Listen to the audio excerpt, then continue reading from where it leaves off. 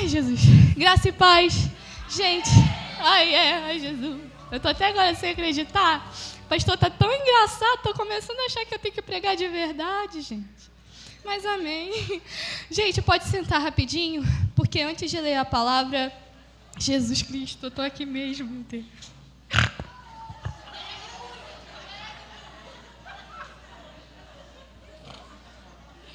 Amém, aleluia, graças a Deus. Enfim, gente, eu quero contar um pouco da minha história, porque eu sofri demais e eu não aceito que todo esse sofrimento tenha sido em vão. É como diz o ditado, se a vida te dá um limão, faça uma limonada. E a minha ferida pode hoje em dia ser cura para a vida de outras pessoas. Então, antes de introduzir... antes de introduzir a palavra, eu vou contar só um pedaço da minha história. E tudo começou no ano de 2005, quando eu nasci, bem bela. Mas eu nasci em um berço evangélico, mas eu não conhecia Jesus. E, sinceramente, por crescer em berço evangélico, ver as historinhas da Record, de Jesus lá, que eu sei que você via também se você cresceu em berço evangélico. Assim, eu via lá que só Jesus e os adultos, eu ficava, caraca, Jesus só fala com adulto, só esperar eu crescer e ele vai falar comigo também. Esperei crescer, me desviei, mas assim, acontece, né, fazer o quê? Fui burra. Mas enfim, a Bíblia diz, conhecereis a verdade vos libertará. E eu não conhecia, e por não conhecer, Satanás me fez de gato e sapato nas mãos dele. E eu sou muito grata a Deus pela vida da tia Márcia e pela vida dos meus pastores. Teve muita gente que me ajudou também, mas eles três, nosso Deus, foram um sustento e tanto. Só Deus sabe o tanto de empada que eu comi na casa da tia Márcia enquanto ela falava de Jesus para mim. Era uma lágrima que descia e uma empada na minha boca. Mas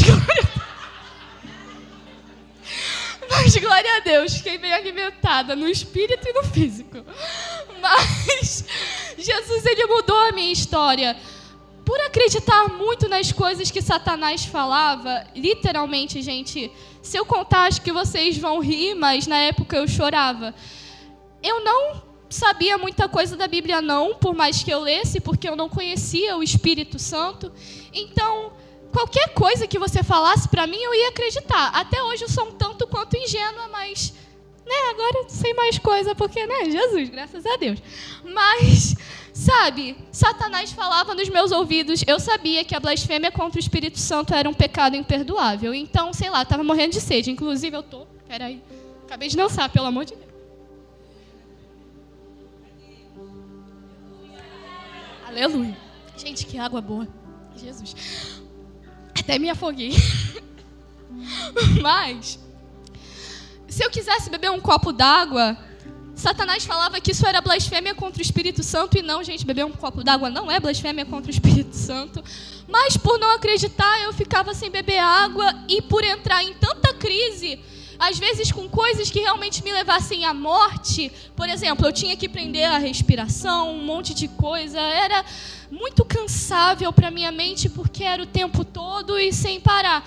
E, de certa forma, eu não sabia lidei com a automutilação. Então, eu ficava apertando as minhas mãos até doer, porque eu não sabia o que fazer. E nisso tudo, eu pensei, cara, eu tenho 16 anos e eu tô louca. Então, eu vi que tudo para mim tinha destruído e eu não passaria de 2021. E eu tinha certeza que eu ia me suicidar. E eu só não me suicidei por pura misericórdia de Deus na minha vida mesmo, porque Deus levantou pessoas que me estruturaram e eles viram com muita calma e paciência, mas muita calma e paciência mesmo, porque nem eu acho que teria tanta paciência comigo, para falar a verdade. E eles foram me ensinando a Bíblia, foram me ensinando que o caminho era Cristo, e Jesus, ele tem todo o poder de fazer assim, no estalo de dedos, e puf, estou curada. Mas não foi assim que Jesus quis fazer comigo. Jesus, ele me levou para um processo de conhecimento de Cristo. Lorena, como Jesus foi mal com você? Podia ter te poupado de tanto sofrimento, mulher. Não. No meio de tanta lágrima, eu conheci a pessoa de Jesus. Foi no meio das minhas maiores lutas que eu vivi experiências sobrenaturais. Foi no meio dessa guerra que eu fui batizada no Espírito Santo. Foi no meio disso tudo que eu conheci Jesus de verdade. Então Jesus podia fazer de uma hora para outra? Podia. Mas Ele quis fazer em um processo. E hoje a gente vai falar desse Deus tão maravilhoso. Em reverência à palavra de Deus, fiquem de pé, por favor. Eu estou aqui com o celular porque eu também vou comparar em outra versão, que é a minha Bíblia NTLH. Mas esse texto na Almeida, revista atualizada, eu acho, enfim, uma versão aí, ela me abriu muito mais os olhos. Então eu vou ler aqui, é o Salmo 24. Vou esperar vocês abrirem. Amém? É verdade. Vocês estão bem? Glória a Deus. Aí vou beber mais água.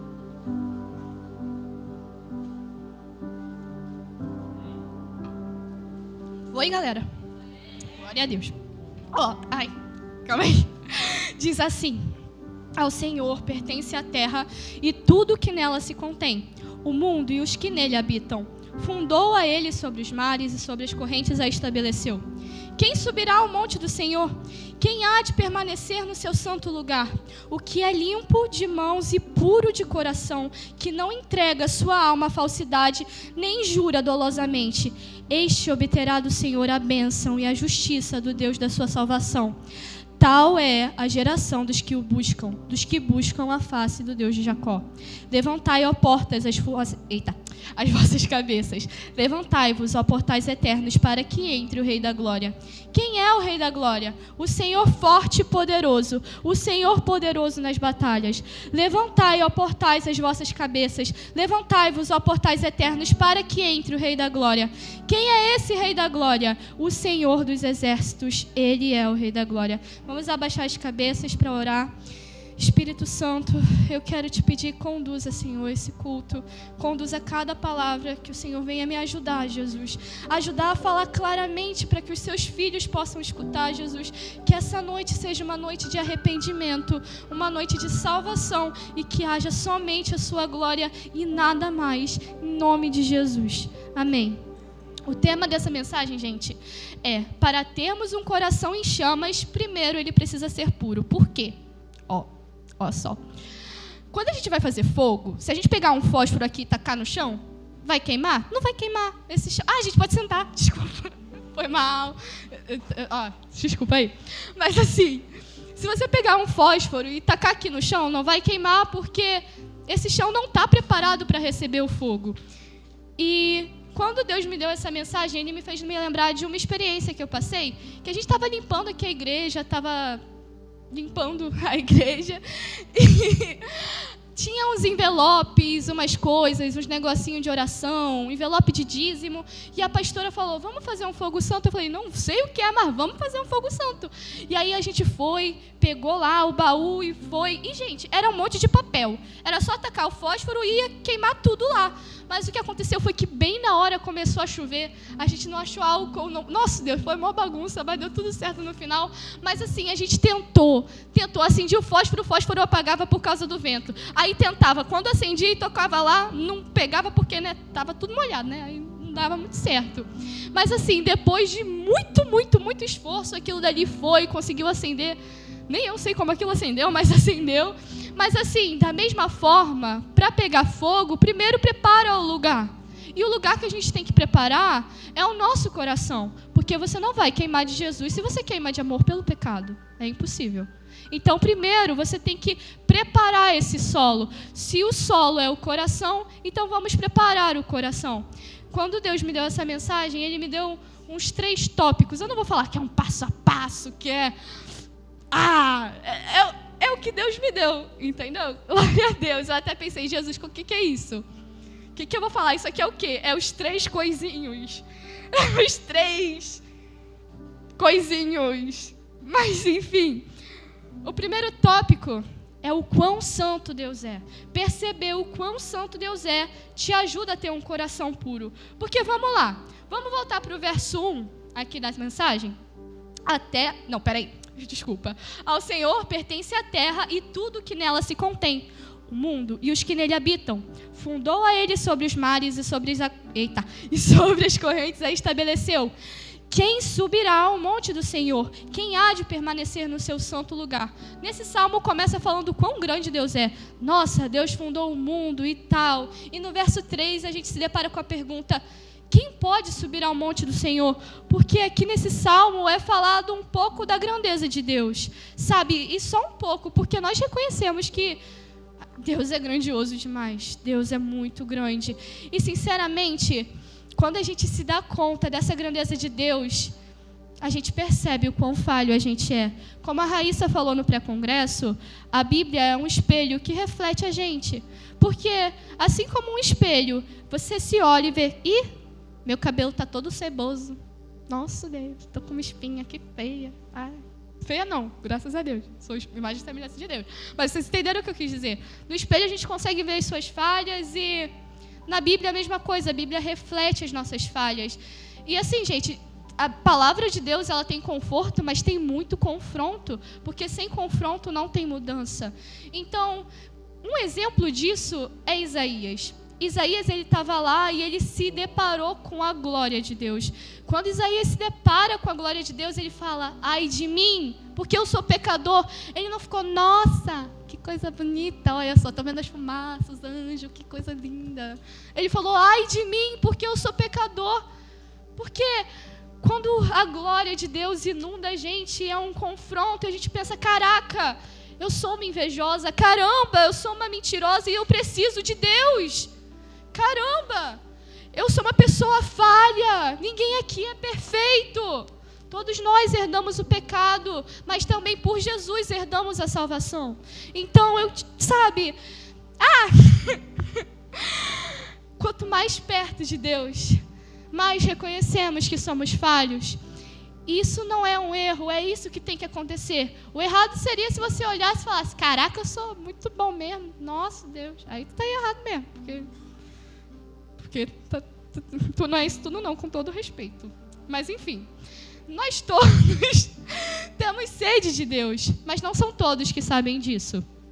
Por quê? Nós temos um vazio dentro de nós, porque quem nos criou foi o Salvador, e Ele nos criou com um propósito lindo: viver com Ele para sempre. Porém, para quem não conhece a história, existia uma mulher chamada Eva, um carinha chamado Adão. Por conta dele, herdamos o pecado. E agora a gente está todo mundo lascado, mas aí veio Jesus, a gente saiu dessa lascação toda. Mas fomos feitos para viver com Jesus. Esse era o propósito desde o começo, ter uma vida com Deus. Então, com o pecado houve a separação. Então, todos temos sede de Deus, todos temos uma fome de Deus. Mas se você virar para um maconheiro e falar: tu tem sede de Deus, ele vai te chamar de doido. Porque ele vai ficar: eu não gosto nem de ir para a igreja. Com todo respeito para os maconheiros.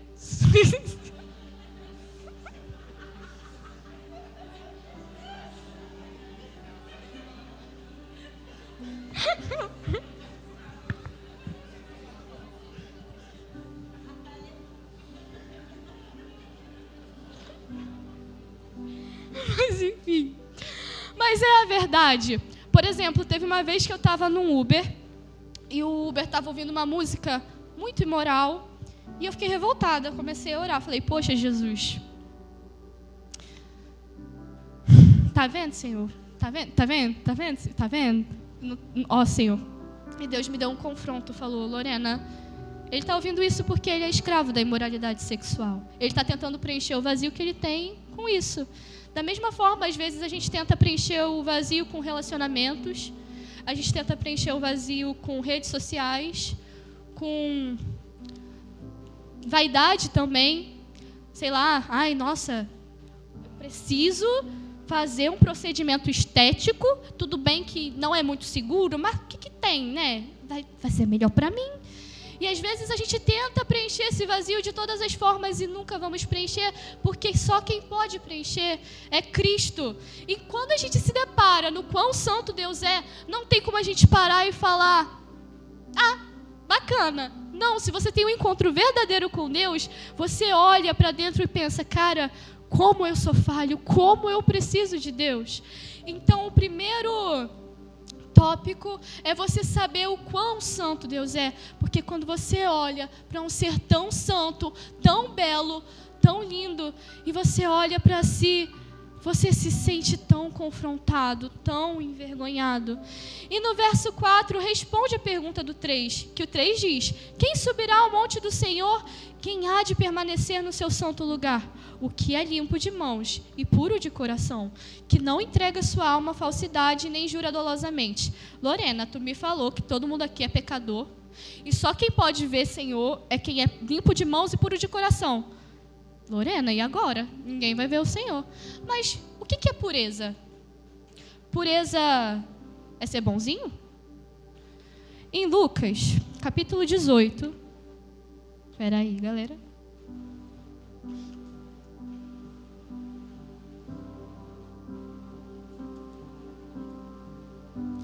O verso 10 diz o seguinte: 2 homens foram ao templo para orar.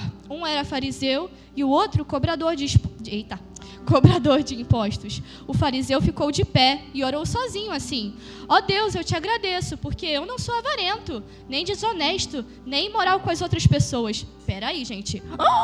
Vamos lá. O cara não é avarento, não é desonesto, gente, nem é imoral com as outras pessoas. Olha, o cara é muito bom. Agradeço-te também porque eu não sou como esse cobrador de impostos. Ele jejua 2 vezes por semana e dá a 10ª parte de tudo que ganha. Gente, mas faz mais jejum do que eu? Menina. E o verso 13 continua: mas o cobrador de impostos ficou de longe e nem levantava o rosto para o céu.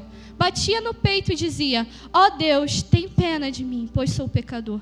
Gente, vamos falar sério, vamos usar a mente humana aqui. Se a gente for comparar os dois, a gente vai falar que quem é puro é o cobrador de impostos, afinal ele está fazendo os deveres religiosos. Ele jejua, ele diz não ser desonesto, ele não é imoral, ele não é avarento, e o cobrador de impostos não falou nada demais, só falou: eu sou um pecador. Então, se a gente for botar na nossa balança, quem é o puro aqui é o fariseu, mas Jesus diz, no verso 14, Jesus terminou dizendo: eu afirmo a vocês que foi esse homem, no caso, o cobrador de impostos, que voltou para casa em paz com Deus, porque quem se engrandece será humilhado e quem se humilha será engrandecido. Pureza para Deus não é você fazer os deveres religiosos, não que você não tenha que fazer, você tem que, mas pureza para Deus é você reconhecer que, caramba, eu sou falho, caramba, eu não sou perfeito, caramba, eu sou uma pecadora que precisa de Deus. Então tudo, gente, começa no arrependimento, porque Deus, Ele ama o arrependimento. E sempre que a gente peca, dá vergonha e a vontade é: caraca, agora eu não posso falar com Deus, porque eu pequei. Caraca, Deus deve estar muito triste comigo. E realmente, Ele fica triste, mas Ele fica muito mais triste ainda se você não se consertar, porque Deus ama tanto você, que deu seu único filho para morrer por você. Então você pensa mesmo que Ele quer que você fique longe dele, se Ele deu o filho, o sangue do próprio filho para ter você? Ele quer tanto você, e tudo que você precisa fazer, primeiro de tudo, é o arrependimento. Deus, Ele não vai te julgar, não vai tacar pedra em você. Deus, Ele vai te dar um abraço, um consolo e vai te disciplinar. Porque um pai que ama é um pai que disciplina. Se Jesus amado, se não tivesse disciplina, né? A gente estaria tudo lascado, sinceramente. Porque, sinceramente, ai gente, com todo respeito, mas olha, isso me deixa muito... Que assim, às vezes eu tô lá no TikTok, aí eu vejo mais mães tipo assim: gente, a gente não pode gritar com o filhinho. Filhinho, você quer ir pra escola? Não, mamãe, eu não tô afim. Tá tudo bem, você não precisa ir pra escola. Gente, pelo amor de Deus, não faz isso com a criança, não. Faz a criança pra escola, é preciso sim. Mas assim, isso é algo sério. Uma vez eu li num livro que falava o seguinte, um livro sobre psicologia, e falava o seguinte: os pais cresceram sem confrontar os filhos, querendo dar o melhor para os filhos, e não confrontavam. Até que o filho cresceu e se tornou marginal e tudo, e os pais ficaram, cara, na psicologia, lá na consulta, por que isso aconteceu com meu filho? Eu fiz tudo de bom e do melhor para o meu filho, não era para acontecer isso, mas o filho nunca soube ouvir não. Se o filho não soube ouvir não dos pais, não soube ouvir não da polícia também. Então a disciplina, ela é importante. Se os nossos pais nos amam, quem dirá o Pai dos céus? Então a disciplina, gente, nada mais é do que um ato de amor. Se Deus tem disciplinado você, é porque Ele ama você e não quer que você se perca. Agora, se Deus parou de te disciplinar, aí é preocupação. Porque, gente, Deus ama você, Deus quer você perto, Deus quer te abraçar, Deus quer te chamar de filho, mas isso também depende do nosso posicionamento, porque Deus deu livre-arbítrio para cada um. E Deus é muito educado, Ele bate na porta do coração. Quem arromba é Satanás. Então, Ele te dá a escolha se você vai querer Ele ou não. Como disse Raíssa, eu, Lorena, eu escolheria ir para Jesus. Se você quer ficar lá com Satanás, fazer o quê? Você escolheu. Ele escolheu feio, mas... Ai. Mas então, Lorena, ok, pureza, então é ser sincero com Deus? Sim. Ser puro é ser sincero e falar, Jesus, olha, esse aqui é o meu pecado. Mas agora, falando um pouco mais de sinceridade, vamos lá. Eu sou muito sincera com Deus, porque eu reconheço que nem dá para brincar de esconde-esconde com Deus, já diria, diante do trono. E assim, realmente não dá para brincar de esconde-esconde com Deus, não dá para eu esconder pecado, então eu sou muito sincera em tudo com Deus, em tudo. Inclusive, quando eu não estou afim de fazer alguma coisa que eu preciso, eu falo. Mas eu falo com respeito, reconhecendo quem Deus é. Porque Deus é o nosso melhor amigo? Sim. Deus é o nosso Pai? Sim. Para quem tem Jesus no coração, Deus é o Pai. Jesus é o nosso irmão mais velho? Sim. Mas Jesus é Deus, Deus é Deus, o Espírito Santo de Deus é Deus, e Ele merece a honra de ser tratado como Deus. Então eu sou sincera com Deus, às vezes eu falo, Senhor, não estou afim de orar hoje, mas sei que eu tenho que fazer, então me ajuda a fazer a sua vontade. Isso é sinceridade, é você falar para Jesus o que está acontecendo com você, mas você também tem que se submeter à vontade de Deus, porque Deus não deixa de ser Deus, por conta da sua intimidade com Ele. Nossa, Lorena, mas Jesus é meu brother. Tá bom. Moisés viu a face de Deus e não entrou na terra prometida. Você é melhor que Moisés? Desculpa aí. Enfim. Mas, enfim, como que a gente pode ter as mãos limpas e o coração puro? O Salmo 51 é um bom exemplo disso. Um minutinho, galera.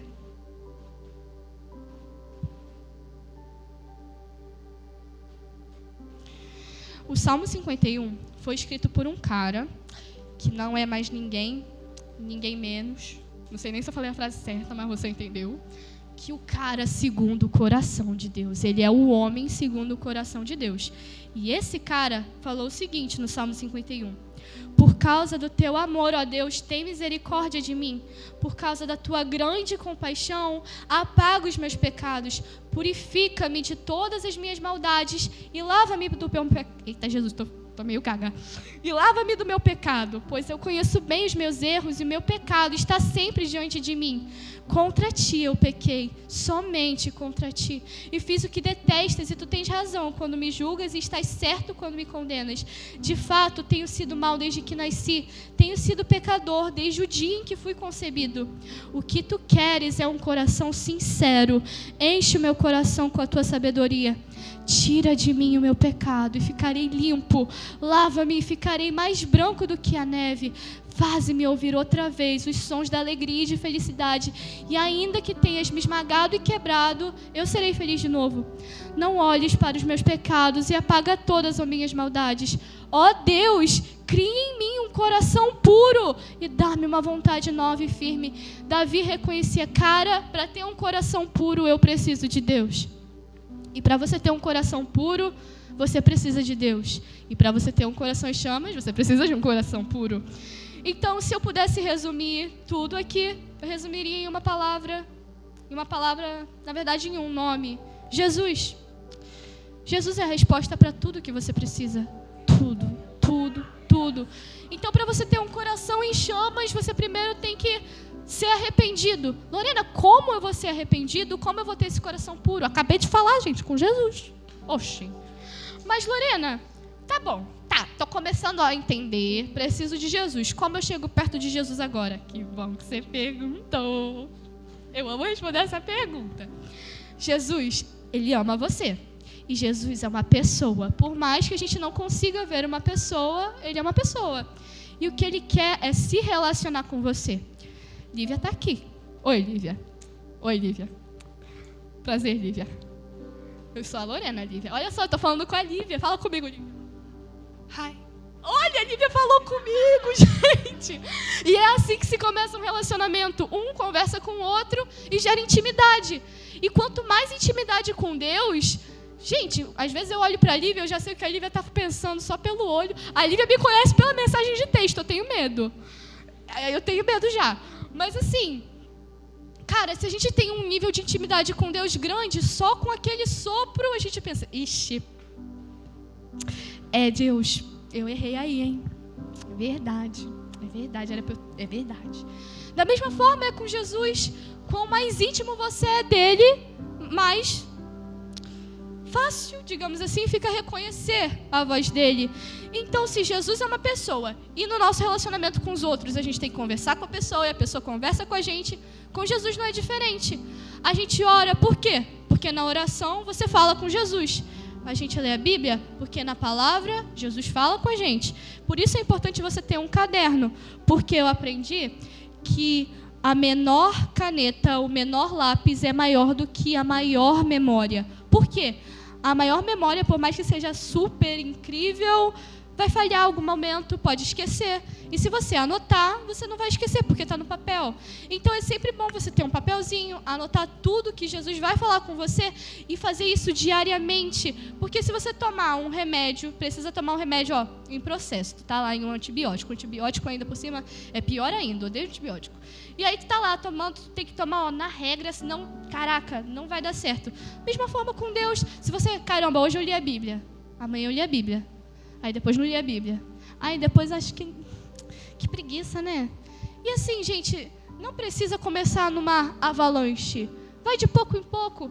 Nos meus primeiros gabinetes com o pastor, com ele me ensinando a fazer devocional, porque eu não sabia fazer, ele falou, filha, separa 10 minutinhos e você vai orar nesses 10 minutinhos. Depois separa 10 minutinhos. Nesses 10 minutinhos você vai louvar a Deus. Nos outros 10 minutinhos você vai ler a Bíblia. E eles me instruíram a começar com 1 João. E fui lá Gente, eu tanto não sabia fazer devocional que eu literalmente lia e reescrevia a Bíblia, gente, porque eu não sabia fazer. E assim, eu fui aprendendo com o meu relacionamento com Deus. Então, por mais que você pense, cara, mas eu sou todo sem jeito para começar. Se você nunca começar, não se ajuda também, gente. Deixa, se ajudar. Eu ajudo vocês me ajudam. Então, colabora também com vocês mesmos. Mas, nessa igreja, vocês encontram pastores maravilhosos que estão dispostos a cuidar de você. Então, se você realmente pensa, cara, mas Lorena, eu não sei mesmo por onde começar, pode procurar os pastores, eles não vão julgar você em momento nenhum. Eles, na verdade, vão te ajudar, assim como me ajudaram, vão falar, olha, você pode começar lendo esse livro da Bíblia, você pode começar vindo nas reuniões dos jovens, que você vai crescer mais espiritualmente. E assim você vai indo e crescendo como um bebezinho que vai crescendo e até você se tornar mais maduro em Cristo. E o avivamento se começa com arrependimento. Não tem como você ter o coração em chamas se, você está com ele todo sujo de pecado. Então você primeiro prepara o seu coração. E vocês sabiam que tem recompensa na intimidade com Deus? Tem, Lorena? Tem. Olha só, o verso 6 diz o seguinte. O verso 5. Este, no caso, o que é de mãos limpas e coração puro, obterá do Senhor a bênção e a justiça do Deus da sua salvação. Tal é a geração dos que o buscam, dos que buscam a face do Deus de Jacó. Caramba, os que buscam a face de Deus são abençoados? São. Significa que eu vou ganhar um carro, Lorena? Que eu vou ficar rica, Lorena? Melhor. Significa que você ganhou a salvação. E não tem bênção melhor do que a salvação. Não tem nada que se compare à salvação. Eu já vou encerrar, então só quero, por fim, abrir lá em João, capítulo 14. o verso 1 começa dizendo: Jesus disse, não fiquem aflitos, creiam em Deus e creiam também em mim. Na casa do meu pai há muitos quartos e eu vou preparar um lugar para vocês. Se não fosse assim, eu já lhes teria dito. E depois que eu for e preparar um lugar para vocês, voltarei e os levarei comigo, para que onde eu estiver estejam vocês também. E vocês conhecem o caminho para o lugar onde eu vou. Então Tomé perguntou: Senhor, nós não sabemos onde é que o Senhor vai. Como podemos saber o caminho? Jesus respondeu: eu sou o caminho, a verdade e a vida. Ninguém pode chegar até o Pai a não ser por mim. Agora que vocês me conhecem, conhecerão também o meu Pai. E desde agora vocês o conhecem e têm o visto. Filipe disse a Jesus: Senhor, mostre-nos o Pai, e assim não precisaremos de mais nada. Jesus respondeu: faz tanto tempo que eu estou com vocês, Filipe, e vocês ainda não me conhecem? Quem me vê, também vê o Pai. Por que você diz, mostre-nos o Pai? Jesus está mais uma vez falando: eu sou a resposta de tudo que vocês precisam. Eu sou a resposta. Então, Tomé e Filipe andaram com Jesus o tempo todo, estavam lá com Jesus e não reconheciam que Jesus era a resposta. E está tudo bem errar, só que você não pode permanecer no erro. Mas ninguém aqui tem asa e nem uma auréola e nem vai sair daqui voando. Mas nós temos o Espírito Santo para ajudar a gente na caminhada. Mas como eu falei, em todo tempo a decisão é sua. Não sei quem aqui quer ter um coração em chamas, eu sei que eu quero. E se eu tenho que começar preparando o solo, que é o meu coração com pureza, e para ser puro é necessário arrependimento, então eu me arrependo. Porque eu amo Jesus. E Jesus vale mais do que qualquer outra coisa. Lorena, mas você não sabe, Lorena. Eu não consigo sair desse pecado sozinha. E quem disse que você está sozinho?